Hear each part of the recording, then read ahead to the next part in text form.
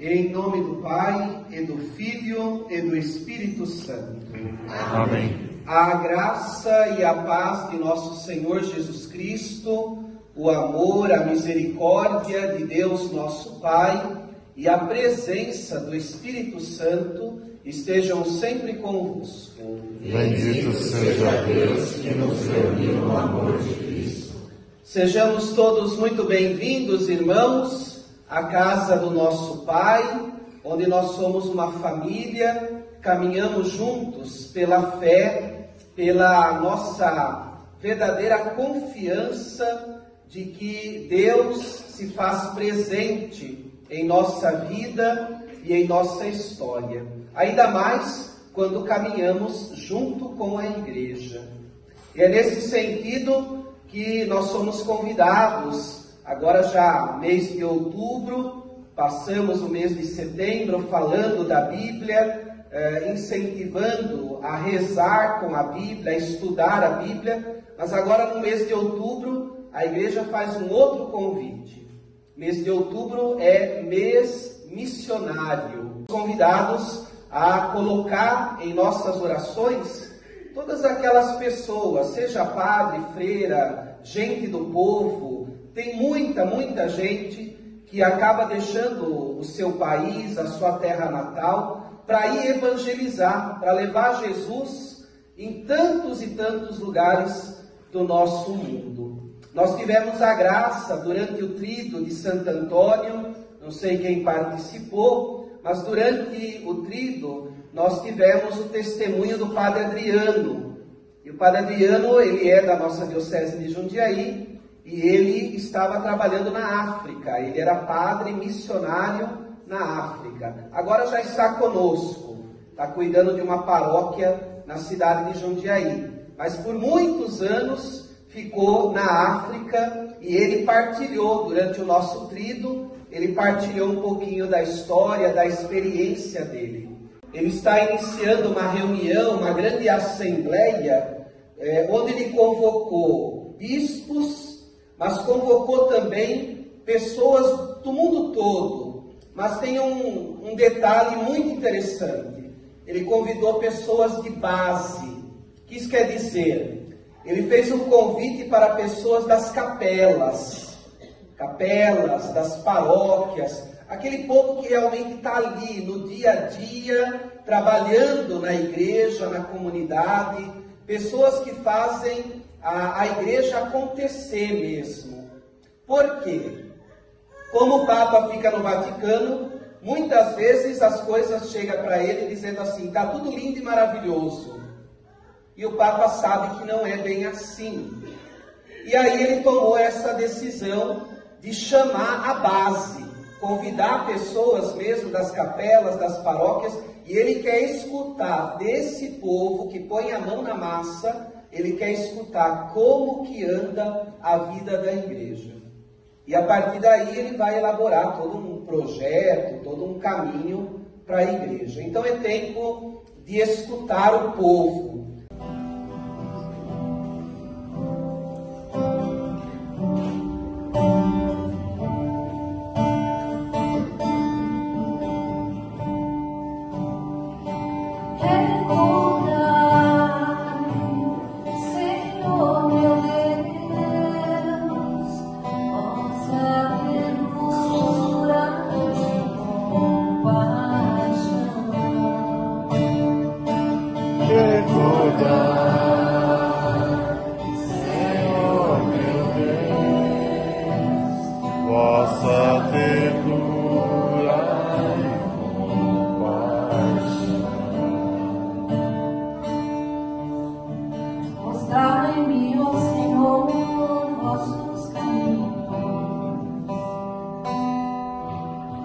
Fazei-me conhecer a vossa estrada,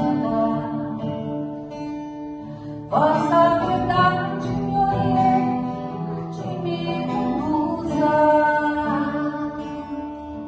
porque sois o Deus da minha salvação. Em vós espero, ó Senhor, todos os dias.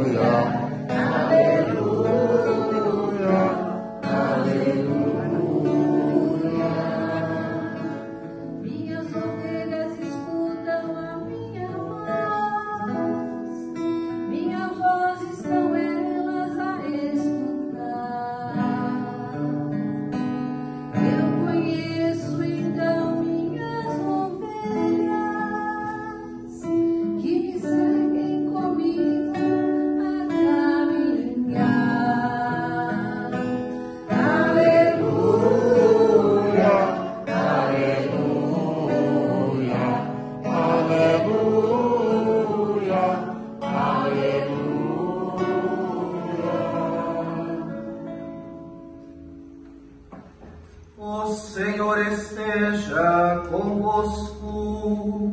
Ele está no meio de nós. Proclamação do Evangelho de Jesus Cristo, segundo Mateus.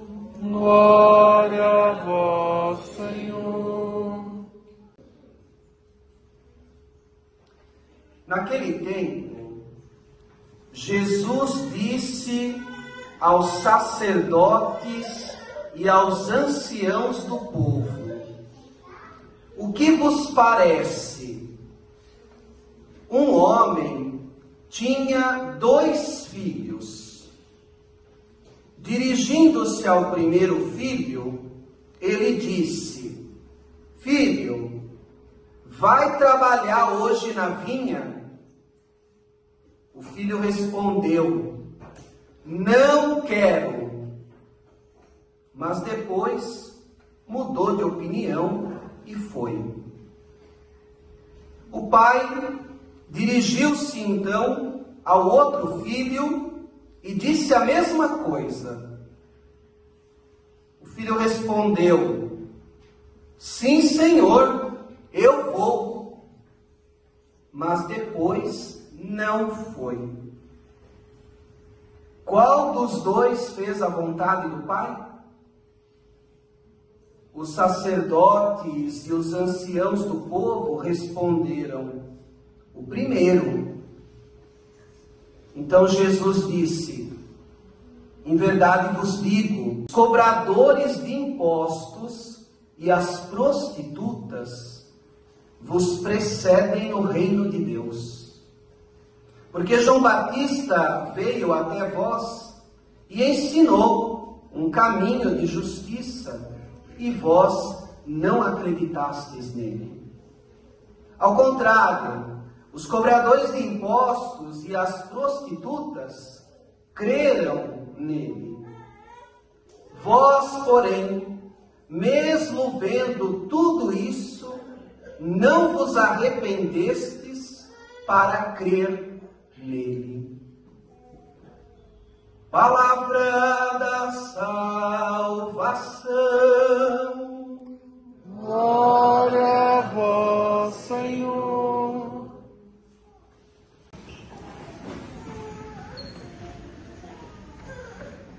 Se a nossa mente, a nossa memória ainda está bem fresquinha, bem presente, dá para ver uma grande semelhança da primeira leitura da semana passada com a primeira leitura de hoje. E o mesmo, o evangelho da semana passada com o evangelho de hoje. Na primeira leitura da semana passada dizia: meus pensamentos não são os vossos pensamentos. O meu caminho não é o vosso caminho. E na primeira leitura de hoje diz assim: vocês andam dizendo, a conduta do Senhor não é correta. Eu pergunto, é a minha conduta que não é correta? Ou antes a vossa conduta que não é correta? São vossos pensamentos. Meu caminho não são vossos caminhos. É a minha conduta que não é correta? Ou antes é a vossa conduta que não é correta? Vejam a semelhança da primeira leitura da semana passada com a primeira leitura de hoje. E o evangelho, semana passada, o patrão saiu de madrugada, 9 horas, meio-dia, 3 horas, 5 horas, e ele foi contratando empregados, foi contratando funcionários. Então, aquele evangelho falava de um patrão e dos seus empregados. Hoje, semelhante, mas com a sua particularidade, a sua diferença. Um homem, que na verdade nós podemos chamar um pai, com 2 filhos. Então lá era uma relação de patrão e empregado. Aqui nós temos a relação de pai com filhos. Lá também falava de trabalhar na vinha. O patrão estava procurando trabalhadores, empregados, funcionários para a sua vinha. Aqui o pai está conversando com os filhos e pedindo para trabalhar na vinha. Então, nós precisamos dar um destaque muito particular a essa relação do pai com os filhos. Porque aqui o pai está dizendo, vai trabalhar em nossa vinha. Então aqui não tem nada a ver de patrão e empregado. O patrão é o dono da vinha e os empregados não têm relação nenhuma com a vinha. Mas aqui está falando de um pai e dos filhos. Então essa vinha, ela é do pai, mas é também dos filhos. Digamos que essa vinha é o patrimônio da família. Então é algo que não só o pai abraça, como provavelmente a mãe, a esposa, os filhos. É aquele sentimento de pertença. A vinha não é do pai, a vinha é da família. É herança, é patrimônio da família. Bem diferente da relação patrão-funcionário. A vinha é propriedade, é herança do patrão. Tem nada a ver com os funcionários. Aqui não, é da família. E daí a gente estranha o comportamento dos filhos. Porque o pai pede para um, olha, vai trabalhar na vinha. E é interessante porque o pai nem precisaria pedir para o filho trabalhar na vinha. Porque a vinha é de todo mundo, então todo mundo participa de algum modo. Provavelmente o pai faz alguma coisa, a mãe faz outra coisa e os filhos fariam outra coisa. É patrimônio da família, todo mundo ajuda. Então estranho o pai ter que dizer para os filhos, vão trabalhar na vinha. Isso acho que assemelha muito, não sei, é uma realidade muito presente nos dias de hoje. Antigamente, os filhos, eles participavam mais do patrimônio da casa, do patrimônio da família. Até tinha aquela questão de que o pai, principalmente a figura masculina, por nossa sociedade ser machista e tudo mais, então essa figura masculina do pai, era ele que ensinava os filhos a dar continuidade àquele patrimônio da família. E é interessante porque o pai ensinava e o filho aprendia o ofício do pai, o ofício do patrimônio da família. E assim, de geração em geração, ia passando. Mas hoje a gente observa bem esse comportamento desses 2 filhos. Os filhos já não querem estar vinculados ao patrimônio, ou melhor, os filhos aparentam querer só usufruir do patrimônio. Por exemplo, o vô e a avó que deram a vida para conquistar todo o patrimônio da família, depois o pai e a mãe até deram continuidade na preservação, no cuidado desse patrimônio, mas quando chega a vez dos filhos ou dos netos, quase que eles vendem tudo e só usufruem daquele patrimônio que foi levantado com tanto sacrifício pelos avós e pelos pais. Aqui esses filhos parecem se comportar um pouco assim. Eles querem só usufruir. Eles não querem ajudar a construir, a fazer crescer ou continuar produzindo. Parece que é só um grudar e se aproveitar. Não querem ajudar muito. E a gente começa a perceber um comportamento assim nas novas gerações.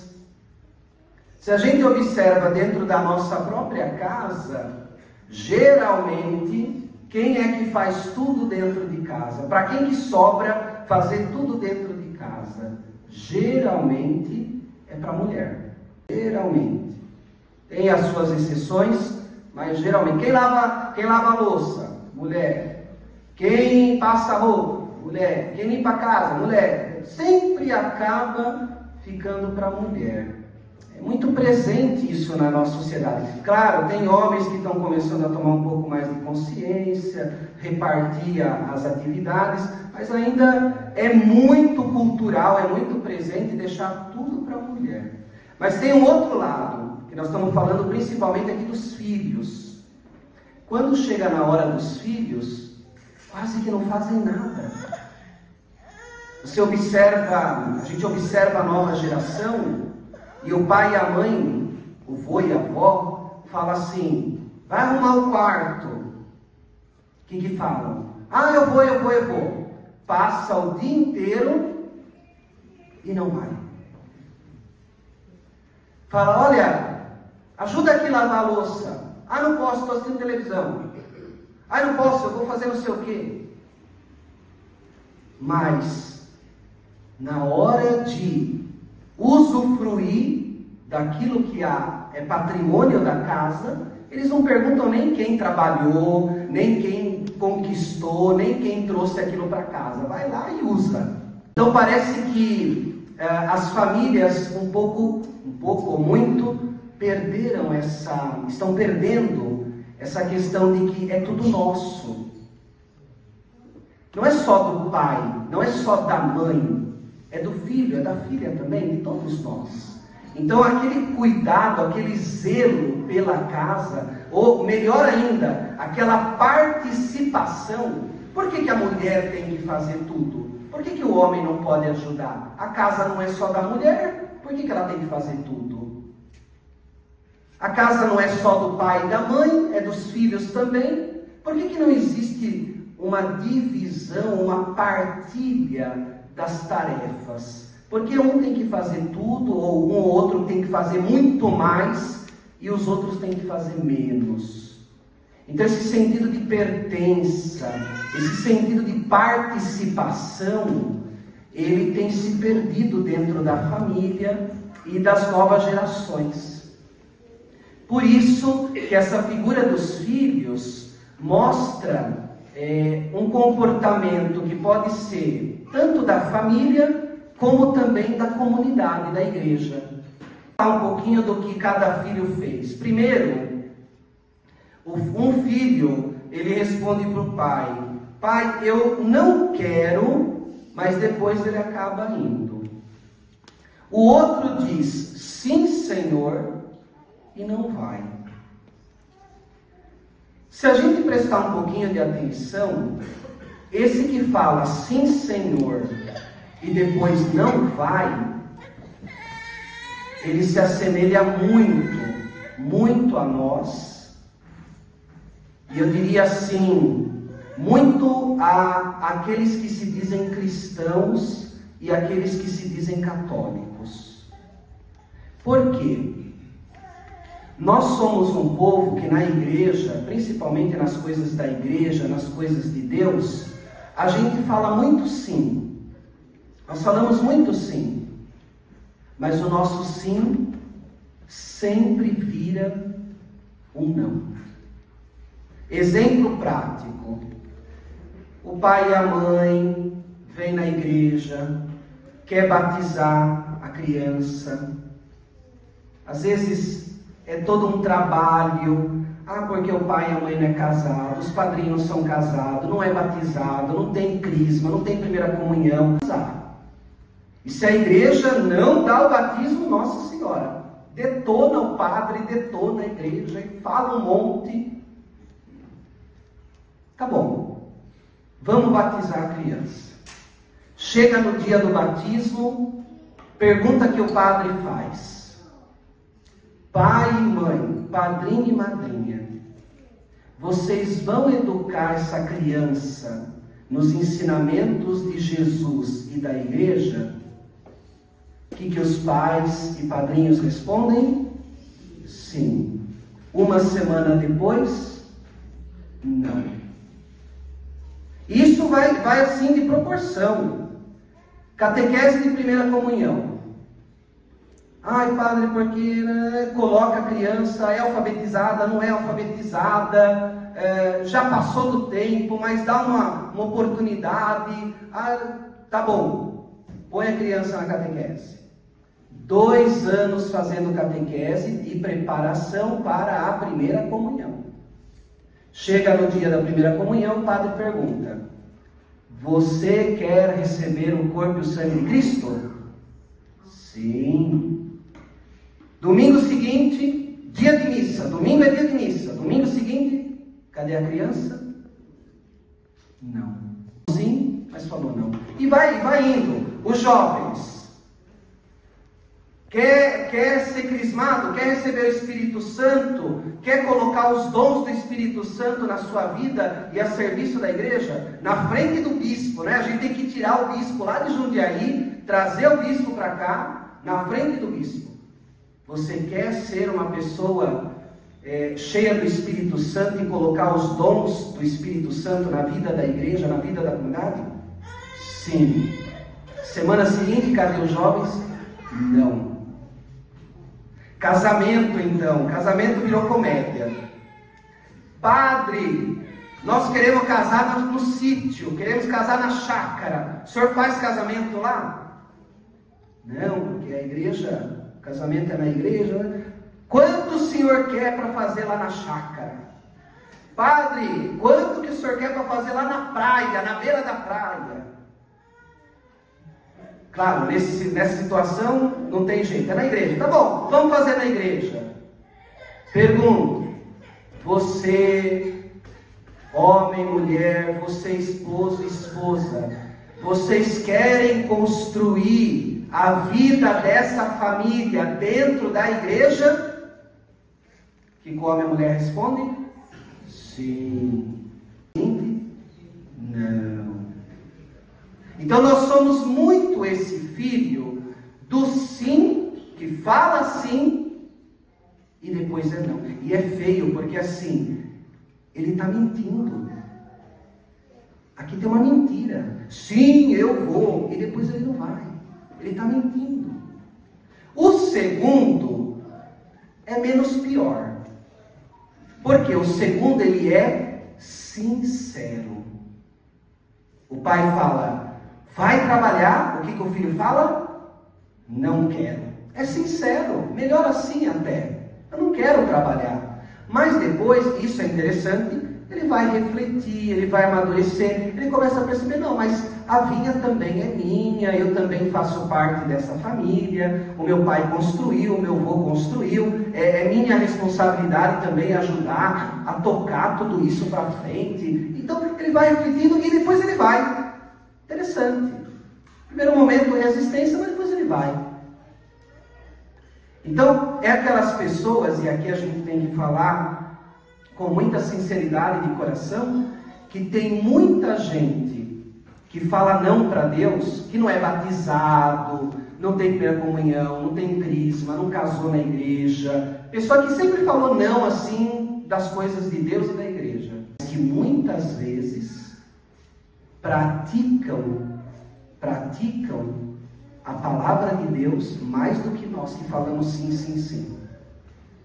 Pessoa não tem sacramento nenhum, mas ela é uma pessoa de bem, uma pessoa que pratica a justiça, uma pessoa que vive na verdade, que muitas vezes ela não tem noção nenhuma de religião, mas ela pratica, ela vive, a maneira como ela vive é surpreendentemente diferente de uma pessoa da igreja. Tudo isso é para a gente pensar. Não estou dizendo que é melhor quem não vem na igreja, é melhor quem vem na igreja, ou melhor quem fala sim, ou melhor quem fala não. É tudo para a gente pensar.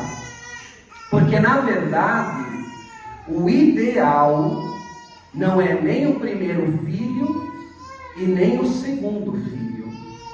O ideal é o terceiro filho, que não aparece no Evangelho, mas que nós sabemos claramente quem é o terceiro filho. É Jesus. E como que é o terceiro filho?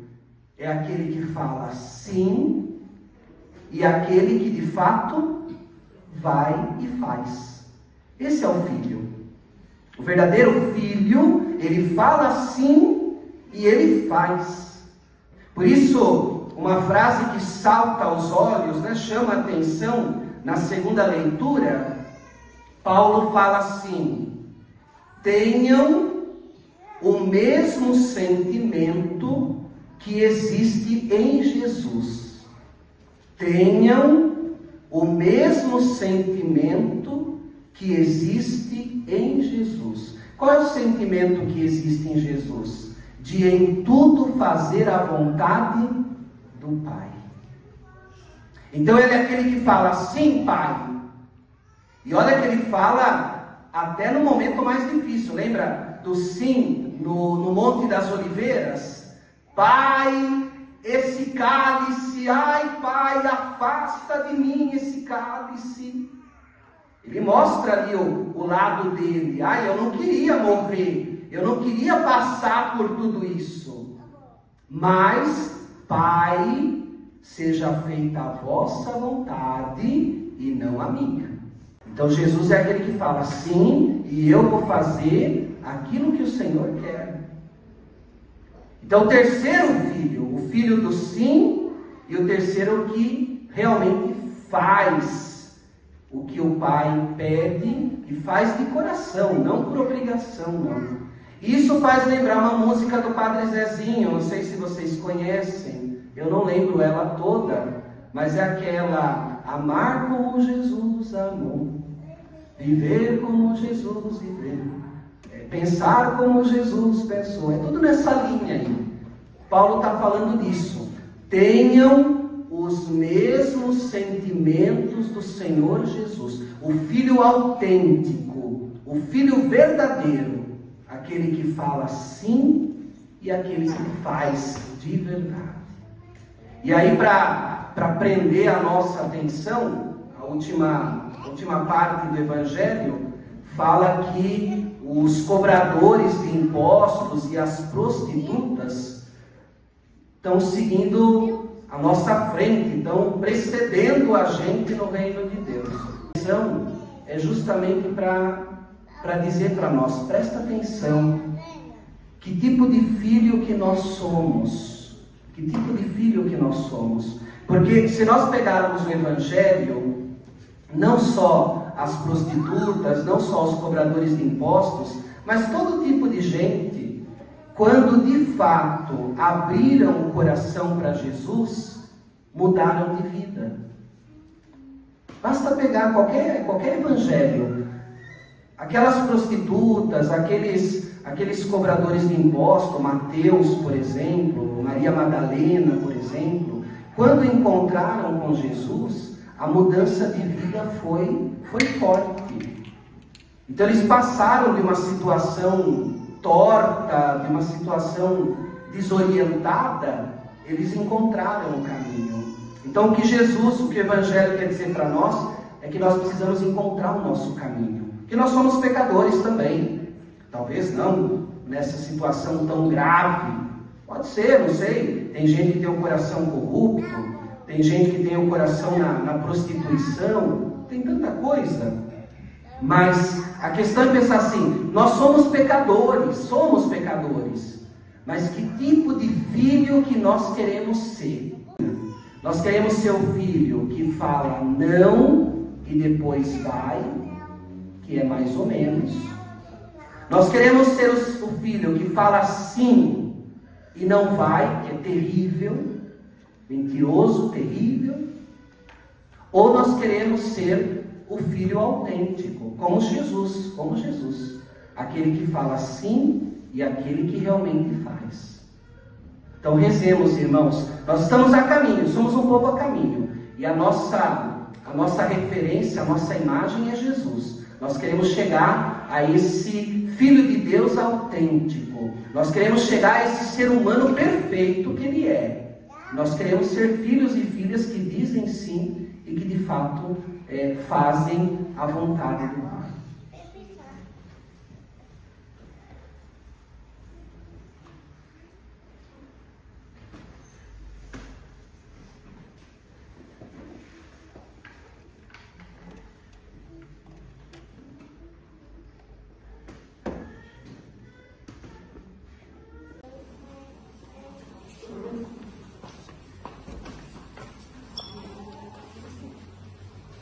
Cavalo, o anjo pertinho. Primeiro algumas perguntas, né? Chegou a hora de vocês falarem sim e vamos ver se vai ficar no sim mesmo, como Jesus e a palavra de hoje nos ensinam tanto. Então, Ângelo e Lara, vocês querem, como membros do grupo, você de acólitos, né? E o Ângelo dos Coroinhas, vocês querem servir, trabalhar em nossa paróquia, tanto aqui na Santo Antônio, e se precisar também em alguma capela, vocês querem trabalhar, vocês querem servir nas celebrações e especialmente nas missas? Vocês querem assumir o compromisso de realizar esse serviço de acólita, de coroinha, nos domingos, no sábado, no domingo e nos dias de festa religiosa da Igreja Católica? E vocês querem dar bom exemplo, bom testemunho de Jesus dentro da sua família, em qualquer lugar, sendo missionários, sendo presença de Jesus e da palavra de Deus? Então, uma vez que vocês respondem esse sim, esse propósito, eu peço realmente que Deus os ajude com a sua graça. Bendito sejais, Pai Santo, que por vosso Filho Jesus, servidor da humanidade, chamais tanto crianças como jovens para servirem o vosso povo nas celebrações litúrgicas, revestidos do ministério sagrado. Fazei que a vivência desse ministério seja um verdadeiro sinal da busca de santidade na vida da Lara e do Ângelo, e os ajude a crescer em sabedoria, estatura e graça, por Cristo nosso Senhor. Amém. Então peço aos pais que coloquem a veste neles.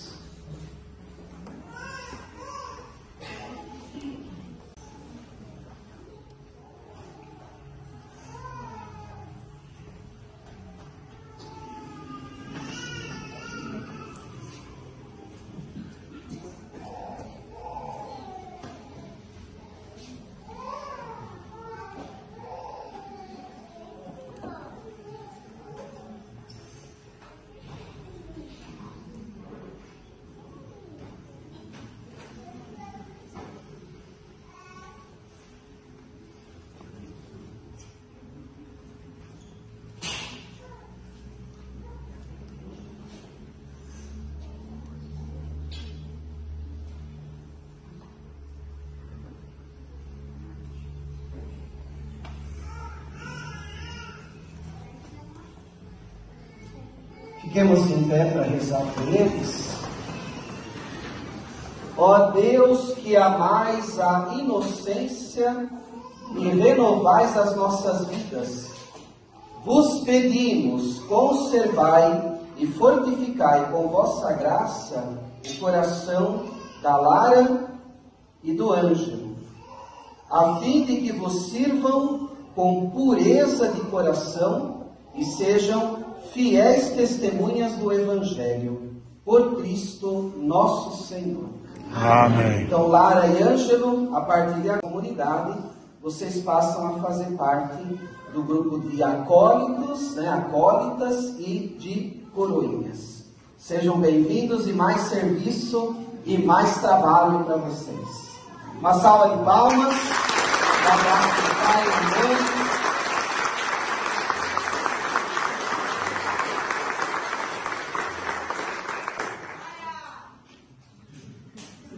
Lara tem fã aí. Ângelo, vem sentar conosco. Tem lugar? Vem, pega uma cadeira e aí ele senta com a gente aqui. Igreja doméstica. Guarda bem essa expressão. A família é a igreja doméstica. A experiência de fé não começa na igreja, começa em casa. Os primeiros catequistas da criança não são da igreja. Os primeiros catequistas são os pais. A criança ou as pessoas, a gente não aprende a rezar na igreja, a gente aprende a rezar em casa. A igreja, ela é uma extensão. A igreja aprofunda. A gente vem para a catequese para aprofundar aquilo que a gente já recebeu do pai e da mãe. A igreja nos ajuda a ir além daquilo que a gente reza em casa. Então a igreja é a extensão da família, a igreja doméstica. Por isso que a igreja, ela valoriza demais o matrimônio. A gente nem usa muito a palavra casamento, nós usamos mais a palavra matrimônio, porque tem um sentido muito mais profundo. Agora há pouco eu dizia, casamento na chácara, casamento na praia. A partir do momento que a gente começa a fazer nesses lugares, a identidade. Porque o que é o matrimônio? O matrimônio é assumir uma família e caminhar na presença de Deus. Onde que a gente assume a nossa família e aonde que a gente caminha na presença de Deus? É dentro da comunidade, é dentro da igreja. A gente não assume a nossa vida de família na praia, a gente não constrói a nossa identidade de família e de cristianismo na praia, nem na chácara. A gente constrói na igreja, na comunidade. Por isso que a Igreja Católica não abre mão. Em alguns lugares o pessoal faz, está perdendo a identidade. Mas por que a gente fica firme com isso? Porque a vida de uma família, a vida de um casal acontece dentro da comunidade. É aqui que se recebe a bênção, é aqui que se escuta a palavra de Deus, é aqui que se recebe a Eucaristia, é aqui que se leva os filhos para a catequese, é aqui que a gente vivencia toda a fé. Então, o matrimônio, ele é próprio da vida em igreja, em comunidade. Coisa importante, um convite para nós, é o casal reconhecer e pedir, reconhecer e pedir, para que Deus faça parte da história da família. E quando a gente fala assim, vamos só juntar, está faltando alguma coisa. Vamos só casar no civil, está faltando alguma coisa. Quando o casal diz assim, vamos casar na igreja, consciente ou inconsciente, mas eles estão dizendo assim, queremos que Deus faça parte da nossa história. Quando a gente pede para casar na igreja, nós estamos dizendo, Senhor, venha fazer parte dessa família e dessa história. Então, por isso que a Igreja Católica valoriza tanto o casamento, o matrimônio religioso. Não é só uma bênção, não é só um evento social. é um sacramento, como a gente diz. Sacramento quer dizer, é uma presença, é um sinal especial da presença de Deus. Aquele casal, aquela família vai caminhar na comunidade, vai caminhar na presença de Deus. Nós temos um convite para fazer. Durante esse mês de outubro, nós vamos fazer 5 experiências. Uma casa que é cristã, ela tem alguns sinais. Por exemplo, primeiro, o oratório doméstico. Toda casa cristã, toda casa católica, ela tem um cantinho da casa onde tem uma Bíblia, um crucifixo, uma imagem de Nossa Senhora, uma vela. Não, eu sei que na casa de muita gente tem lugar lá que tem 10 Nossa Senhora. Não é isso. Não é enfeite. Muita gente faz coleção de imagem, de santo, de imagem. Não é enfeite da casa. É o lugar de oração da família. Diferente. O oratório é lugar de oração. É onde as pessoas passam, tem ali uma Bíblia, lê um pedacinho da Bíblia, acende uma vela, diante do crucifixo da imagem de Nossa Senhora, reza um Pai Nosso, uma Ave Maria. Então, o oratório é um lugar de oração da família. O convite é, faça um oratório na sua casa. Um cantinho que a família sabe que é o cantinho da oração. E quando passar ali, faz sinal da cruz. Quando passar ali, reza um Pai Nosso, uma Ave Maria. Quando puder, chama o esposo, a esposa, reza junto diante do oratório. Nós vamos fazer essa experiência, essa é a primeira. Segunda, oração da manhã, da noite e da refeição. Não sei qual é o hábito de cada um. É casal? Na hora que vocês forem deitar na cama, os dois juntos vão rezar um Pai Nosso, uma Ave Maria antes de dormir. Porque tem casal, rapaz, eu rezo sozinho. O homem fala, eu rezo sozinho. A mulher fala, eu rezo. Não. Esse mês de outubro vai rezar junto. A experiência é para rezar junto. Segurar na mão da mulher, segurar na mão do homem e rezar junto. Ler o salmo da Bíblia junto, rezar um Pai Nosso, Maria junto. Sei lá, vocês vão escolher qual a experiência que vão fazer. Refeição. Na hora da refeição, não dá, cada um tem horário, trabalha, ok. Domingo está todo mundo em casa? Antes do almoço, todo mundo dá a mão e vai rezar um Pai Nosso, uma Ave Maria, vai fazer o sinal da cruz e vai dizer, obrigado Deus, porque a gente tem comida em casa. Recuperar essas marcas, esses sinais que são de uma família que é cristã, de uma igreja doméstica.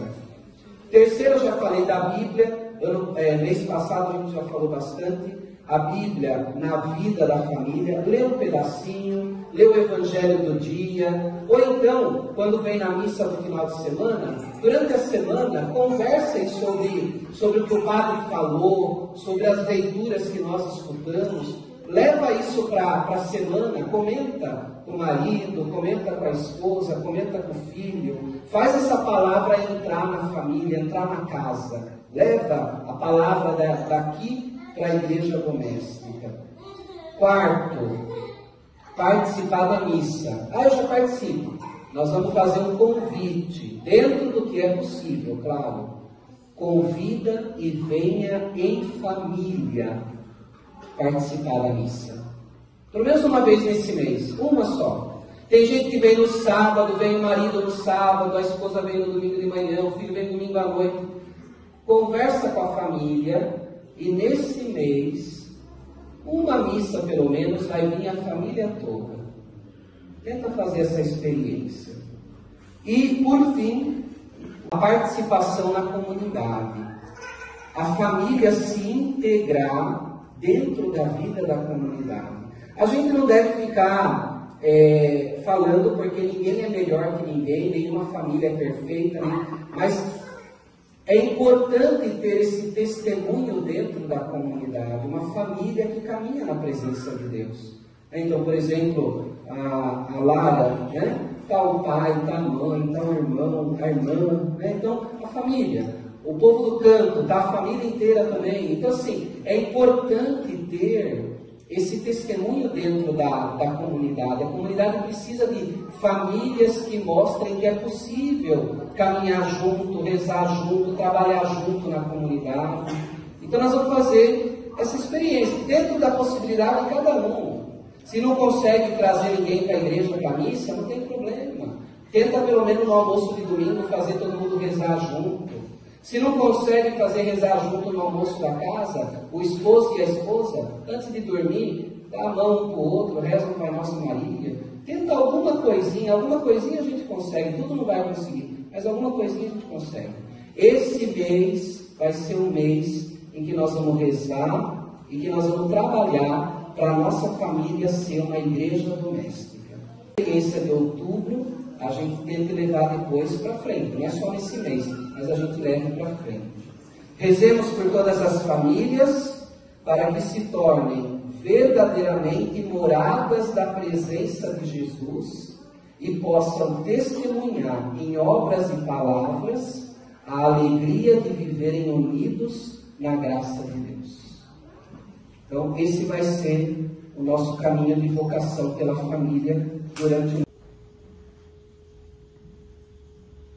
Do mesmo modo, no fim da ceia, tomou o cálice em suas mãos, deu graças novamente e deu a seus discípulos, dizendo: tomai todos e bebei.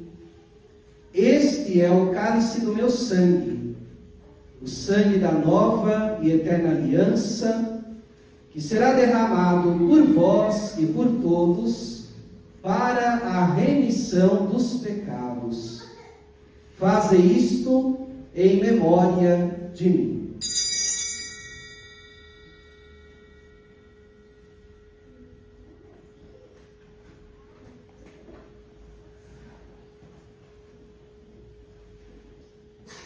Eis o mistério da fé.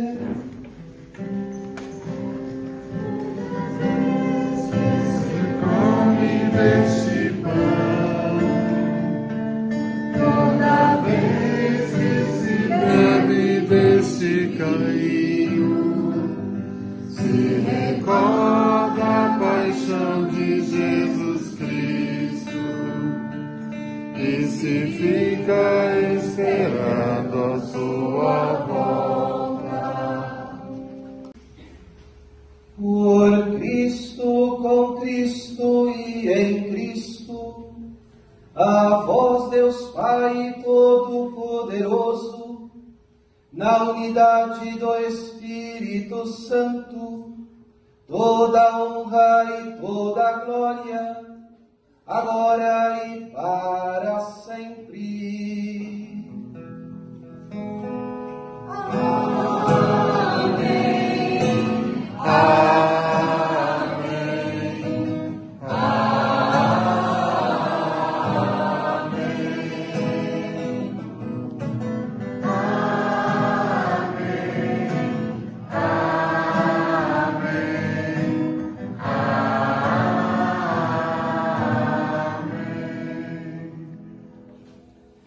A oração do Pai Nosso, ela é a oração mais importante que Jesus deixou. É a oração do Filho que fala sim e faz. O Pai Nosso é a oração de Jesus, o Filho que fala sim e que faz.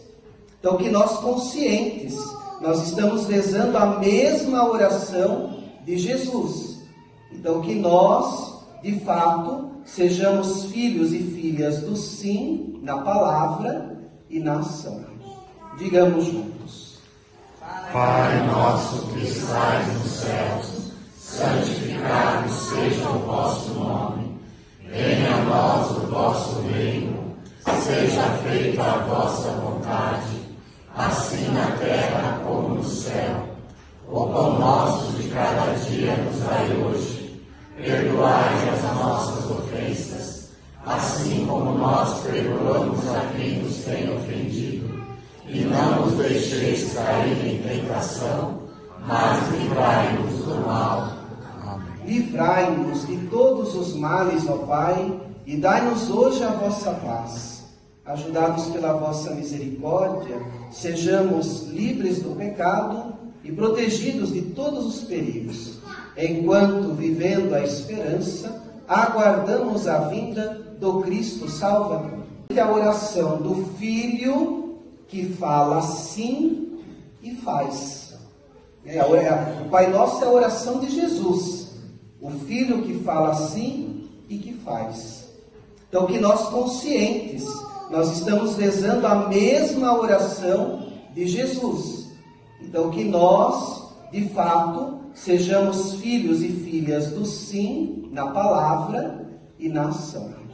Digamos juntos. Pai nosso que estais nos céus, santificado seja o vosso nome. Venha a nós o vosso reino. Seja feita a vossa vontade, assim na terra como no céu. O pão nosso de cada dia nos dai hoje. Perdoai as nossas ofensas, assim como nós perdoamos a quem nos tem ofendido. E não nos deixeis cair em tentação, mas livrai-nos do mal. Amém. Livrai-nos de todos os males, ó Pai, e dai-nos hoje a vossa paz. Ajudados pela vossa misericórdia, sejamos livres do pecado e protegidos de todos os perigos, enquanto, vivendo a esperança, aguardamos a vinda do Cristo Salvador. Felizes os convidados para a ceia com o Senhor. Felizes aqueles que buscam os mesmos sentimentos do Senhor Jesus. Eis o Cordeiro de Deus que tira o pecado do mundo. Senhor, eu não sou digno de entres em minha morada, mas dize uma palavra e serei salvo.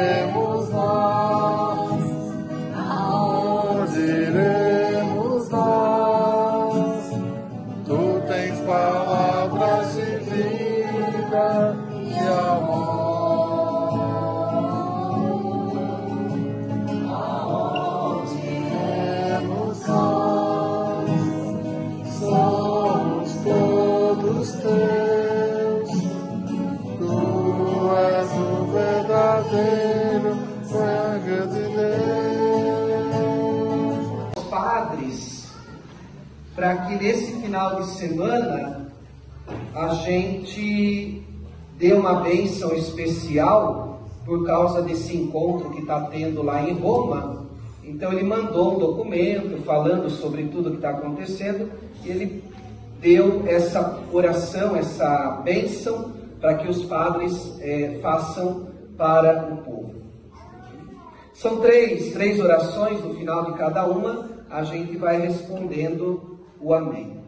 O Senhor esteja convosco. Ele está no meio de nós. Deus nosso Pai, que muitas vezes e de diversos modos falou aos nossos pais por meio dos profetas, que Ele os guie sempre e toda a igreja na fidelidade à sua palavra e no discernimento de sua vontade. Amém. O Filho, enviado na plenitude dos tempos, para manifestar todas as riquezas da misericórdia do Pai, conserve a todos em comunhão com Ele e com os irmãos. Amém. Os conduza a todos, em particular a Assembleia em Roma, a reconhecer os sinais dos tempos, para que, aderindo em tudo à vontade de Deus, produzam abundantes frutos de unidade para a vida da Igreja e para a proclamação do Evangelho. Amém. Desça sobre vós, sobre as vossas famílias, a bênção do Deus rico em misericórdia, Pai e Filho e Espírito Santo. Amém. Irmãos, manifestando ao mundo, levando para o mundo os mesmos sentimentos de Jesus, Filho autêntico, aquele que diz sim, aquele que faz. Ide em paz, que o Senhor vos acompanhe. Graças a Deus. Subiremos a montanha com Jesus, passaremos de noite em oração, ouviremos o Senhor a nos chamar, uma nova estação vocacional, da montanha